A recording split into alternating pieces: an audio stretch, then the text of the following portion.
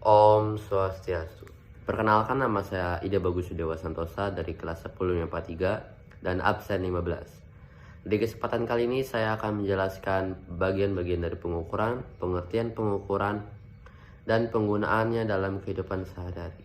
Selamat menonton dan selamat menyaksikan. Pengukuran atau measurement adalah kegiatan membandingkan suatu besaran sejenis yang terdapat pada alat ukur. Pengukuran melibatkan aktivitas membandingkan, menguji, mencoba, atau mengira nilai suatu besaran dengan menggunakan alat ukur terhadap objek apa sih yang diukur. Berdasarkan keabsahannya, pengukuran dibagi menjadi dua, yaitu pengukuran tunggal dan pengukuran berulang. Yang pertama ada pengukuran tunggal. Pengukuran tunggal adalah pengukuran yang hanya dilakukan satu kali. Ketidakpastian dari hasil pengukuran tunggal adalah setengah dari skala terkecil alat ukur yang digunakan. Jadi maksudnya adalah, contohnya kita mengambil alat ukur jangka sorong. Skala terkecil jangka sorong adalah 0,01 cm. Jadi setengah dari 0,01 cm adalah 0,005 cm. Itulah ketidakpastian dari alat ukur tersebut. Atau kita bisa perjelas di sini adalah rumus ketidakpastian hasil pengukuran tunggal. Itu ada X sama dengan X0 plus minus delta X, di mana X0 adalah hasil pengukuran tunggal dan delta X adalah ketidakpastian hasil pengukuran. Mari kita masuk ke dalam contoh soal. Ketika Anda mengukur tebal buku menggunakan jangka sorong dan mendapatkan hasil 2,32 cm, bagaimana cara melaporkannya? Nah, di sini seperti yang saya bilang tadi, jangka sorong memiliki skala terkecil yaitu adalah 0,01 cm. Maka ketidakpastiannya adalah 0,005 cm.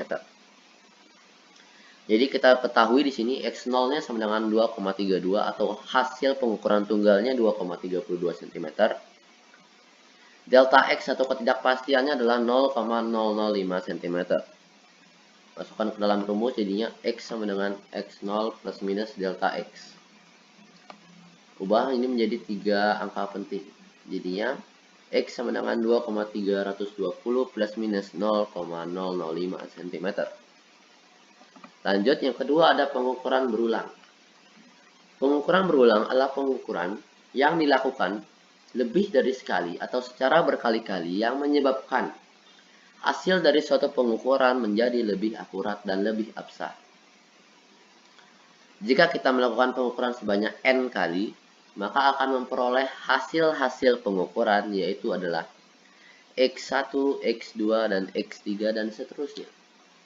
Di sini ada rumus nilai rata-rata hasil pengukuran yaitu adalah X sama dengan XI per N, di mana X1, X2, X3, dan seterusnya. Di sini maksudnya adalah pengukuran pertama ditambah pengukuran kedua ditambah pengukuran ketiga dan seterusnya dibagi N.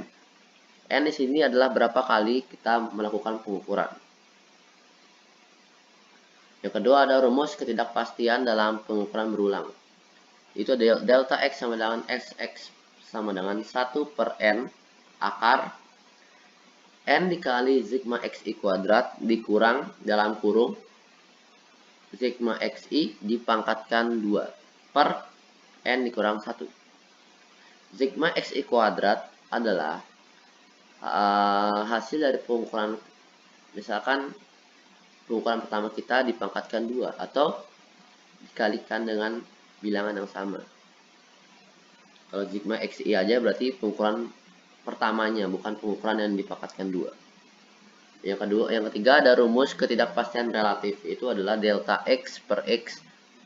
X di sini adalah nilai rata-rata hasil pengukuran dikali 100%. Contoh soalnya kita hasil pengukuran tebal sebuah buku yang dilakukan secara berulang yaitu adalah 2,40, 2,41, 2,42, 2,43, dan 2,44. Laporkan hasil pengukuran berikut. Jadi yang pertama adalah XI atau data awalnya, jadi 2,40. Lalu XI kuadrat adalah kuadrat dari Misalkan yang nomor 1, 2,40 dikuadratkan adalah 5,760 atau 5,76.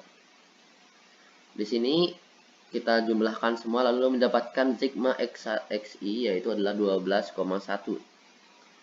Dan di sebelah kanan kita mendapatkan sigma xi kuadrat atau penjumlahan semua yang ada di sini adalah 29,283. Lalu kita cari nilai rata-rata hasil pengukuran yaitu adalah sigma xi per n, atau berapa kali kita melakukan pengukuran, yaitu dapat 12,1 dibagi 5 adalah 2,42 cm. Yang kedua, kita mencari rumus ketidakpastian dalam pengukuran berulang. Delta x sama dengan sx sama dengan 1 per n akar n sigma xi kuadrat dikurang dalam kurung sigma xi kurang tutup dipangkatkan 2 per n dikurang 1. Masukkan angka-angkanya, kita melakukan pengukuran sebanyak 5 kali. N-nya menjadi 5. Kurang buka. Total dari penjumlahan xi kuadrat. Kurang tutup dikurang. Kurang buka. Sigma xi yaitu 12,1 dipangkatkan 2. 1 per 5 akar dari setelah dikali mendapatkan 146,415 dikurang 1,46 dikurang 41 per 4. Dapat sama dengan 1 per 5 akar 0,005 per 4. Jika tidak bisa dilakukan dengan pembagian manual, bisa dilakukan dengan kalkulator dan mendapatkan hasil 0,007 cm. Yang ketiga, kita mencari ketidakpastian relatifnya adalah delta x per x, yaitu dikali 100%. 0,007 per 2,42 dikali 100%, lalu dapatlah 0,289%. Ketidakpastian relatif pengukuran tersebut adalah 0,289%, sehingga hasil pengukuran mengandung 3 angka penting. 0,289% mengandung 3 angka penting. Jadi, kita masukkan adalah rumus total semuanya, yaitu adalah x sama dengan x ditambah plus minus sx, yaitu adalah 2,42 plus minus 0,007 cm. Tapi di sini kita harus menggunakan 3 angka penting. Jadinya ini dibolakin ke atas, jadinya 2,42 plus minus 0,01 cm. Jadi tebal buku tersebut adalah 2,42 plus minus 0,01 cm. Nah, di sini ada beberapa pengukuran yang menggunakan alat ukur. Itu pertama ada pengukuran besaran panjang, ada mikrometer skrup, jangka sorong, penggaris. Ada pengukuran besaran massa, itu ada neraca Ohaus, neraca Samalengan, dan neraca Daikin.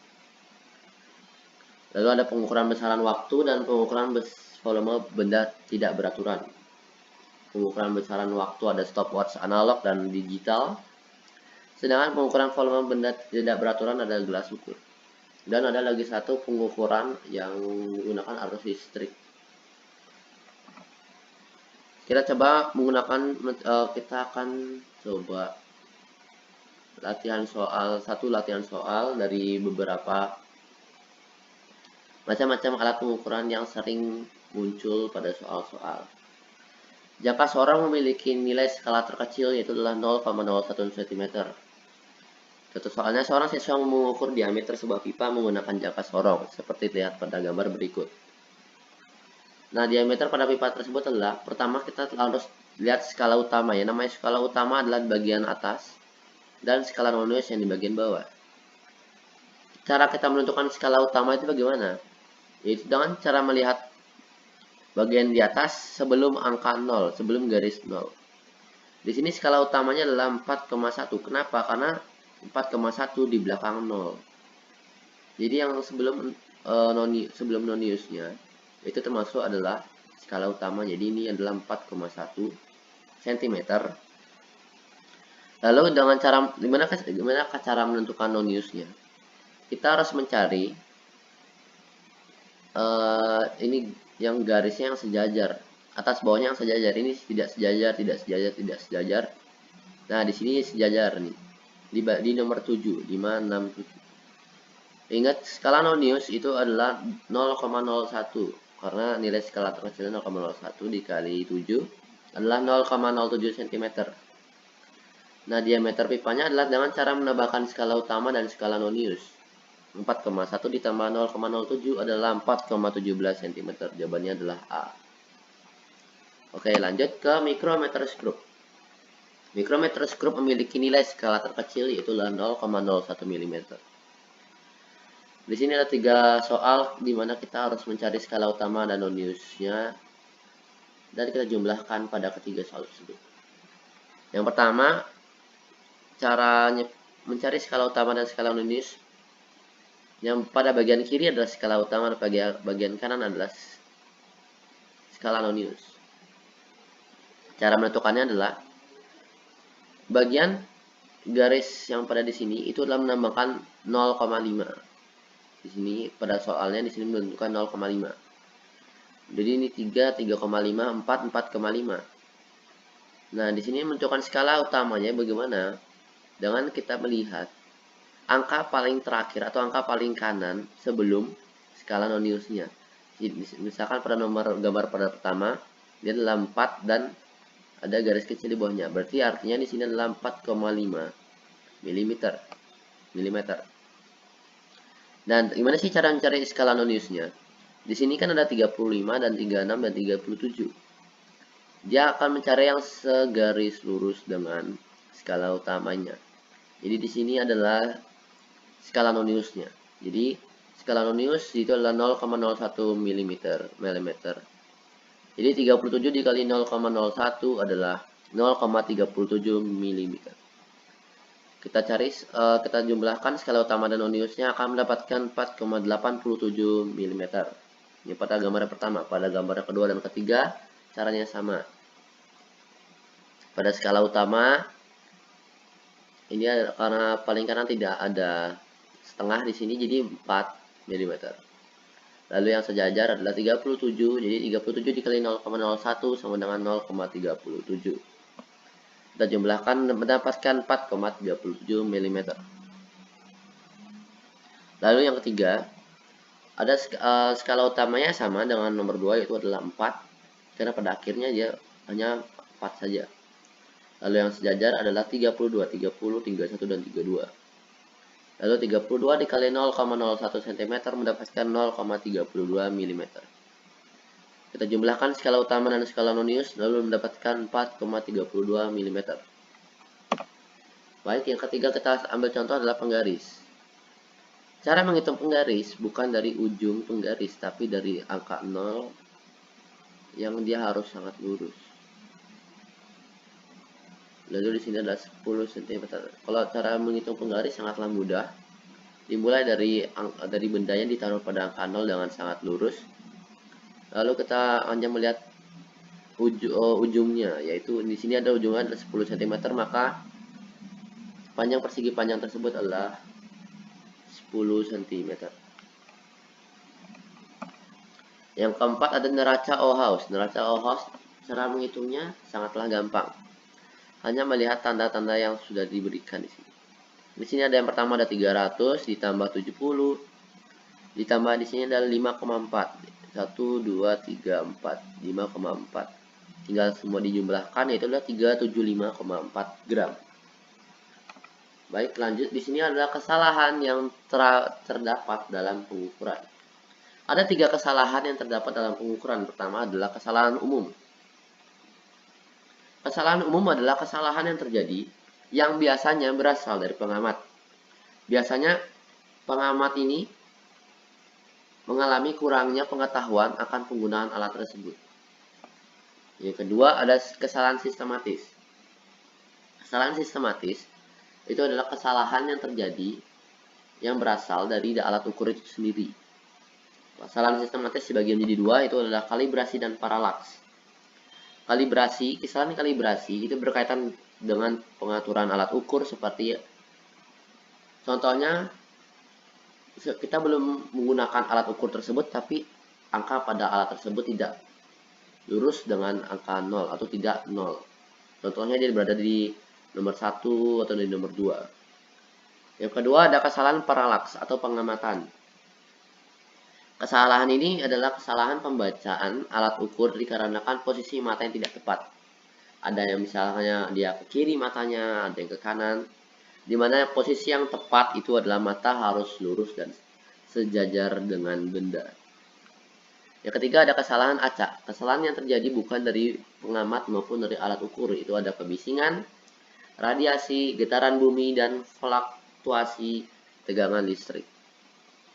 Nah, beberapa jenis pengukuran yang dapat dilakukan sehari-hari itu bisa dari mengukur panjang meja, mengukur ketebalan kelereng, mengukur ketebalan pulpen, mengukur panjang buku tulis, ataupun bisa juga mengukur berat buku bos. Jangan-jangan ke Amerika, pulangnya beli good time. Terima kasih atas perhatian Anda and see you next time. Thank you, terima kasih atas segala perhatian Anda. Mohon maaf jika ada kesalahan kata dan Om Santi Santi Santi Om.